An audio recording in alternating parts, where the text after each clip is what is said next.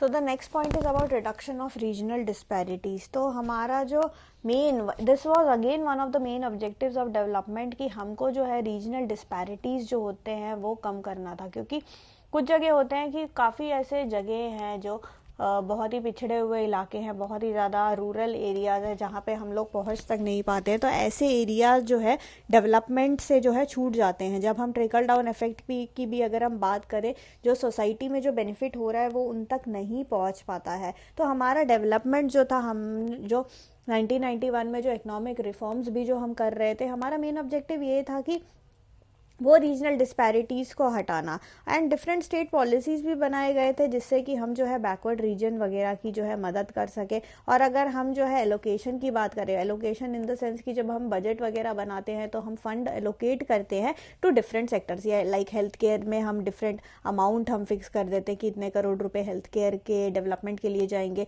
इतने करोड़ रुपए मैन्युफैक्चरिंग में जाएंगे, इतने करोड़ रुपए IT सेक्टर को जाएगा, इतने करोड़ रुपए आपका जो है इंफ्रास्ट्रक्चर रोड डेवलपमेंट में जाएगा। तो इसी प्रकार जो है हमने जो हमारा रूरल एरिया है, रूरल एरिया का डेवलपमेंट के लिए, बैकवर्ड रीजन के डेवलपमेंट के लिए भी जो है डिफरेंट टाइप्स ऑफ फंड जो है अलोकेट कर रखे हैं, और काफ़ी ज़्यादा फंड भी अलोकेट कर रखे हैं। एंड ये जो इकोनॉमिक रिफॉर्म्स 1991 है, अब यहाँ पे क्या हो गया, इकोनॉमिक रिफॉर्म्स 1991 में हमारा जो मेन ऑब्जेक्टिव था, वो देखो हर चीज़ ना, क्योंकि इकोनॉमी खुल गया था तो वहाँ पे जो ड्राइव करता था मार्केट को, वो मार्केट फोर्स जो है वो ड्राइव करता था। ओके, सो मार्केट में मार्केट फोर्स हर चीज़ को ड्राइव कर रहा था। कंजम्पशन की अगर हम बात करें, हम अगर डिमांड की बात करें, तो वो ड्राइव कौन कर रहा था, मार्केट फोर्सेस ड्राइव कर रहे थे। एंड जो भी इन्वेस्टमेंट अट्रैक्ट हो रहा था, ये मार्केट फोर्सेस के कारण ही इन्वेस्टमेंट अट्रैक्ट हो रहा था। जो हम FDIs की बात कर रहे हैं, जो बाहर से पैसा आ रहा है, विदेशों से पैसा आ रहा है, वो सारा अट्रैक्ट इसको देख के ही हो रहा था। बट ये अट्रैक्ट जो है वो हो रहा था डेवलप्ड एरियाज में। ओके, पैसे जा रहा था इंफ्रास्ट्रक्चर में। अगर हम इकोनॉमी की बात करें, फाइनेंशियल सेक्टर की बात करें, पैसा सारा जो है ऑलरेडी जो डेवलप्ड एरिया है, यानी कि ऑलरेडी आपका जहाँ पे जो है एक बेस बना हुआ है, उस बेस में ही पैसा ज़्यादा जा रहा था। एंड कोई भी ध्यान नहीं दे रहा था कि भाई रीजनल इम्बैलेंस की तरफ कोई ध्यान नहीं दे रहा था, यानी कि जो रूरल एरियाज है वहाँ पे जो है आपके फंड अलोकेशन जो है वहाँ पे बिल्कुल भी नहीं हो रहा था। तो इवन दो हमारा उद्देश्य था कि भाई बैकवर्ड रीजन्स को हम मदद करेंगे, अट्रैक्ट इन्वेस्टमेंट करेंगे, पर वो सारा जो है आपका जो ऑलरेडी डेवलप्ड एरिया है वहाँ जा रहा था, एंड रीजनल इम्बैलेंस जो है वो स्टिल था।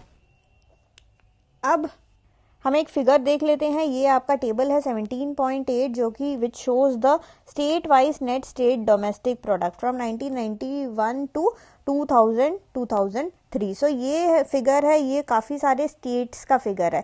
तो यहाँ पे one hand we have forward states and then we have backward states. Okay, यहाँ पे 1991 का डेटा है, सब कुछ करोड़ों में है। ये 2001 का डेटा है, and then we have the average growth rate.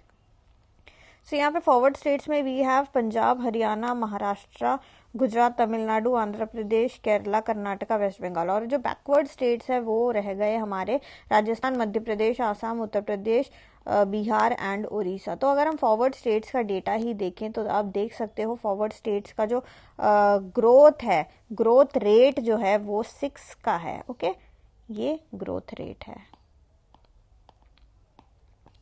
सो इनका ग्रोथ रेट आपका फॉरवर्ड स्टेट्स का होगा 6, जबकि आप बैकवर्ड स्टेट का कंपेयर करो तो उसका ग्रोथ रेट 1.4 है। आप देख सकते हो कितना ज़्यादा डिफरेंस है। ओके, एक जगह 6 है और एक जगह 1.4 है, तो काफ़ी ज़्यादा यहाँ पे आपको जो है वेरिएशन देखने को मिलेगा।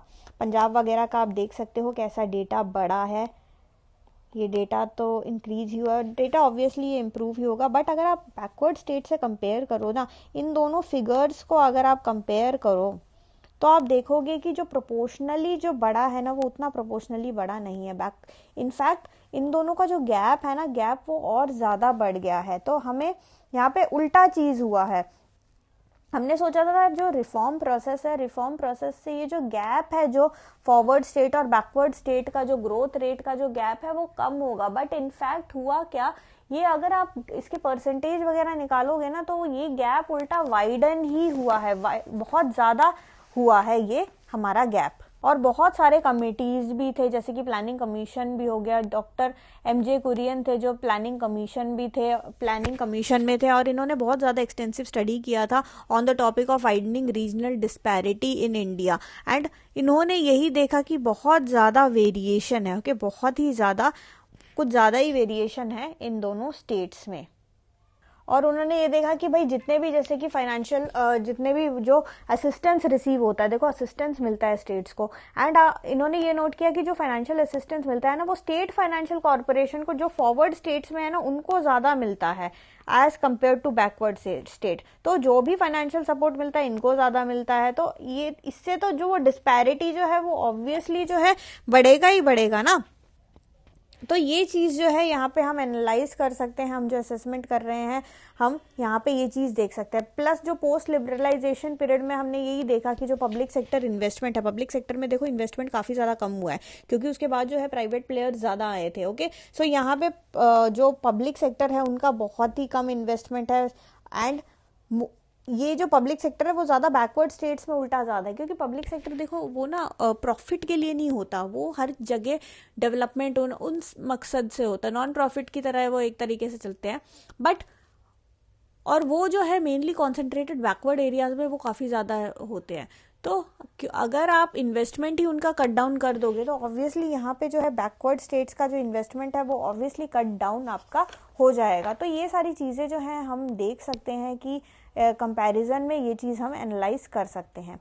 तो हमने जो है ये सारे टॉपिक्स फिनिश कर लिए हैं, इकोनॉमिक रिफॉर्म्स के ओवरऑल सारे टॉपिक्स हमने फिनिश कर लिया, एंड हमारा ये यूनिट जो है यहाँ पे ख़त्म भी हो चुका है। तो हम ये यूनिट पढ़ रहे हैं इकोनॉमिक रिफॉर्म्स का, इसमें काफ़ी सारे टॉपिक्स जो है हमने कवर किए। एक बार शॉर्ट में देख लेते हैं हमने क्या क्या पढ़ा है।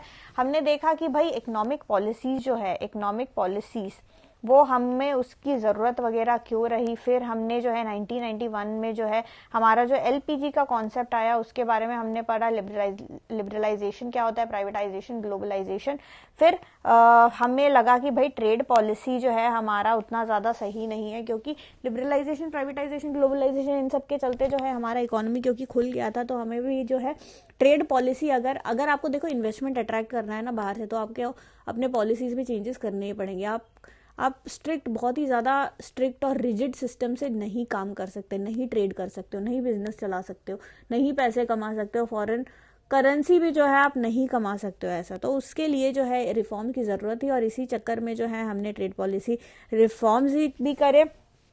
ट्रेड पॉलिसी रिफॉर्म्स के साथ हमने जो है हमारा जो फाइनेंशियल सेक्टर है, हमें लगा कि भाई अब इसको सपोर्ट करने के लिए हमारा फाइनेंशियल सेक्टर भी जो है वो स्ट्रांग होना चाहिए, तो हमने फाइनेंशियल सेक्टर में भी जो है काफ़ी ज़्यादा रिफॉर्म्स वगैरह किए। फिर उसके बाद ये मेन टॉपिक्स हैं, ठीक है, एंड फाइनली हमने वो असेसमेंट का किया, असेसमेंट वाला टॉपिक किया, जिसमें हमने हर एरिया को देखा कि भाई ये आने के बाद, ये जो इकोनॉमिक पॉलिसी है, इकोनॉमिक रिफॉर्म्स आने से पहले किस तरीके से था एंड उसके बाद किस तरीके से है। तो ये जो है काफ़ी हमने सेक्टर्स को लिया, जैसे कि हमने देखा कि भाई एग्रीकल्चर में कुछ खास फर्क पड़ा नहीं था, हमने इंडस्ट्रियल ग्रोथ का डेटा देखा, GDP का ग्रोथ देखा, हमने देखा कि भाई क्या पॉवर्टी जो है वो कम हुआ है कि नहीं, एंड आज हमने फॉरेन इन्वेस्टमेंट के बारे में भी देखा, रिडक्शन ऑफ रीजनल डिस्पैरिटी वगैरह, ये सारी चीज़ें जो है हमने देखी। ये सारा इकोनॉमिक रिफॉर्म्स का ही पार्ट है, वही 1991 के बाद की कहानी का है। सो आई होप आप सबको ये चीज़ें समझ आ गई होंगी, ये टॉपिक समझ आ गया होगा। इजी टॉपिक्स ही है, इतना ज़्यादा कुछ है नहीं इसमें। So that's it for this session. Thank you so much for watching. Like, share and subscribe to Riya's classes. Thank you and bye bye.